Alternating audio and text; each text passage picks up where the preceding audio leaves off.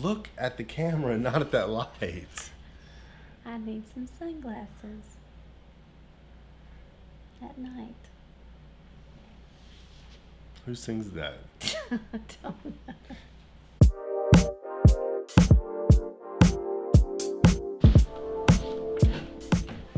Hey guys, it's Carl Oh yeah, and Cindy. Mr. Lightman. Okay, Mr. that's Bl- ridiculous. Mr. Blind you with the light. Okay, thanks for messing up our intro. Let's try that again. Carl, Cindy. And she's complaining about the lights. The same lights we've been using.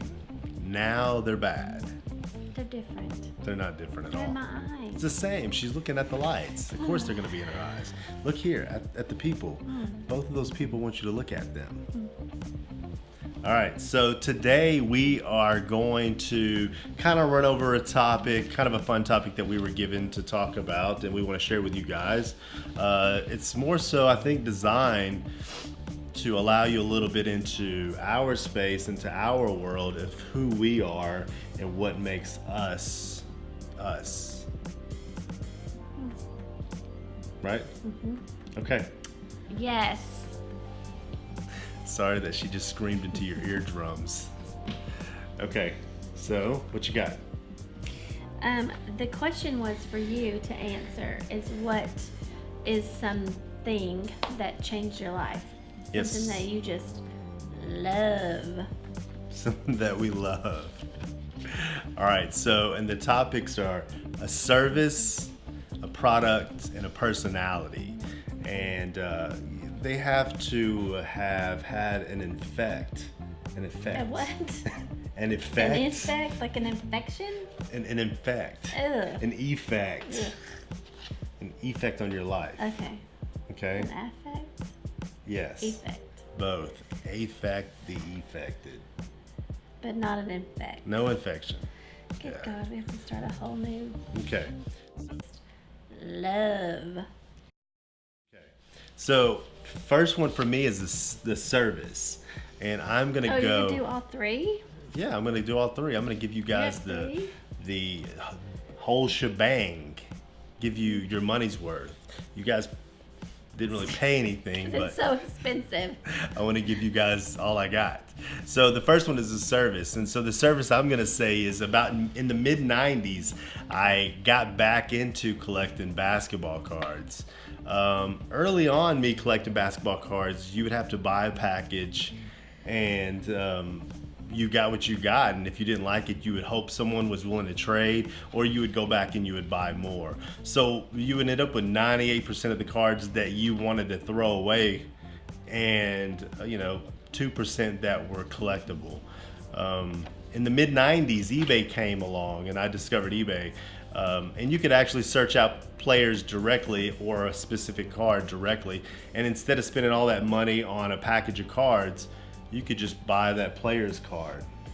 So it allowed me to kind of put my collections together a lot easier and really probably a lot cheaper than buying all those packages. And at that time, package of basketball cards, depending on the brand, started inflating. Sometimes you would spend over $10 on a pack of basketball cards that may only have 5 cards in it. So there you go. So mine is eBay as a service. And so that's what I would do. I would just buy a lot of basketball cards as a responsible human being. Where'd you get your money? At the time, I got my money. Well, that kind of transitions into one of my other topics, but I worked at this really fancy restaurant. There's a good chance you guys have never heard of it, but it's called Little Caesars. And I worked there for way too long while I was in high school, and then maybe the summer after high school for a little bit, and then I kind of moved out, grew up. So that's where I got my money. Good question. Okay. Wow, you're really swinging for the fences right now. Yeah. Okay, so the next one is a product, and this isn't a specific product. Do you want to answer service? No. No, oh, okay. It's a product. It's not a specific product, as in like a name brand. It's more of an item. When I was younger, I had a bicycle, and the kids nowadays don't really have bicycles. And when I was 5, I started I started riding without training wheels, and it was my freedom. All my friends had bicycles, and as I aged, we would just go all over, even when we were told not to leave the yard or a certain area. At 5, you would go all over. And as I grew up, 5, 6, 7, 8, there's just a pack of kids, and we would just go all over, discover, and then we would deal with consequences once we got back. So, just part of growing up, right? You do stupid things, cause and effect. Okay. Right? So, and then later on, 16 years old, I couldn't wait, probably like most of you guys, to get my driver's license and get a vehicle. And so my first vehicle was a 1982 BMW 320. And you think, wow, BMW, I bet that's fancy. And let me tell you, you are wrong. It had no power steering, had no air conditioner, and in Arkansas, it's pretty humid. It's extremely humid. So my ass would be chilling in this BMW, sweating. So, and also it had like little random things broke on it, so I would spend a lot of time at like junkyard, salvage yards, picking up parts, just to replace on it. So, is that how you got the ladies? Nah. The BMW? No. What'd you call it? That's how I got to work at the Little Caesars. So yeah. So bicycle and car. Those are my products. It's really changed my life, and really it allowed me to go to work, and that kind of transitions into this, a personality that I. Okay. What? Go ahead. Let's hear. No, go ahead. Let's hear it. I'm ready.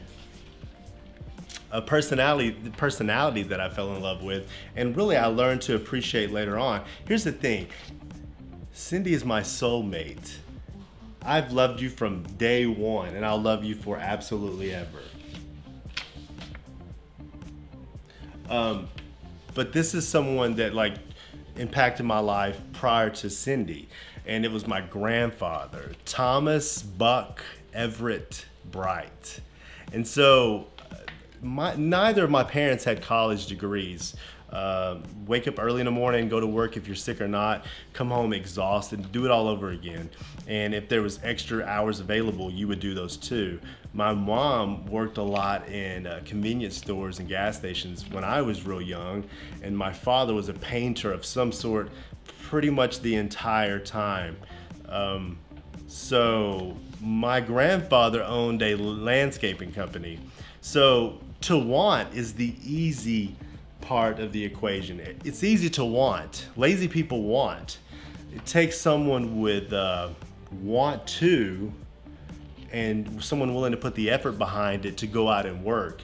And that's what he allowed me to do. He allowed me an opportunity to come work. And so I would do things like move bricks. Maybe someone was laying some bricks and there was some excess bricks laid over where we'd have to do some landscaping. So he would give me like $5 to move all these bricks onto a pallet so they were out of the way. Or I don't know, just random stuff, get rocks out of the way, or spread topsoil. And then, as I aged, the responsibilities became more, and I made a little bit more money. And this is all prior to 10, 11, 12 years old. Because I told you guys before, and I've told you, when I was like 10, 11, 12, I used to work at a corner store down the street from my house, and I'd get up early in the morning and I would bag ice and carry people's groceries out, and they would pay me in tips. And then I also made $20 a week to stock shelves, which was pretty amazing. So, and all that money went into a peanut jar. And a backstory to that is my mom was a single mother, and I have a little brother as well.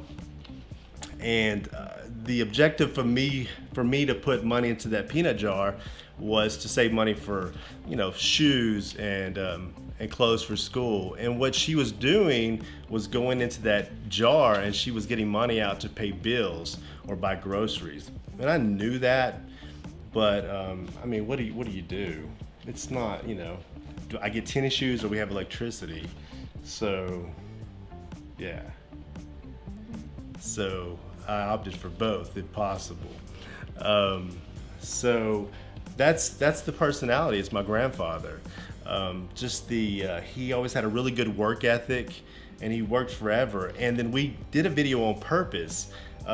He worked until late 80s doing landscaping, and he wasn't the greatest and most efficient later on in his life, but it gave him a purpose. It gave him a reason to get up and get out. Someone was counting on him, and towards the end of his life, and maybe in the last couple years, if that long, he quote unquote retired, and then he ended up passing away. And honestly, I feel like it's because he no longer had a purpose.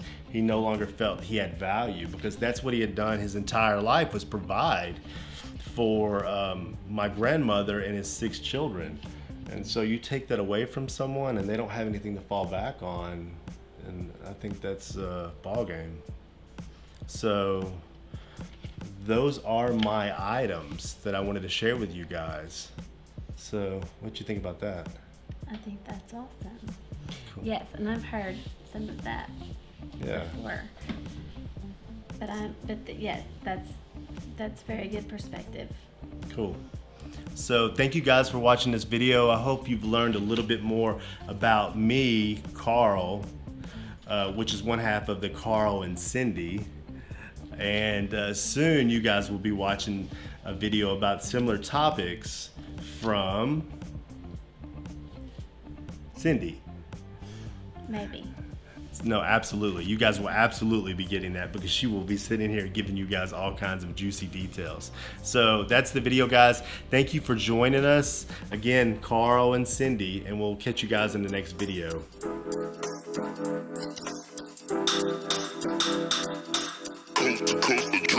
Next level.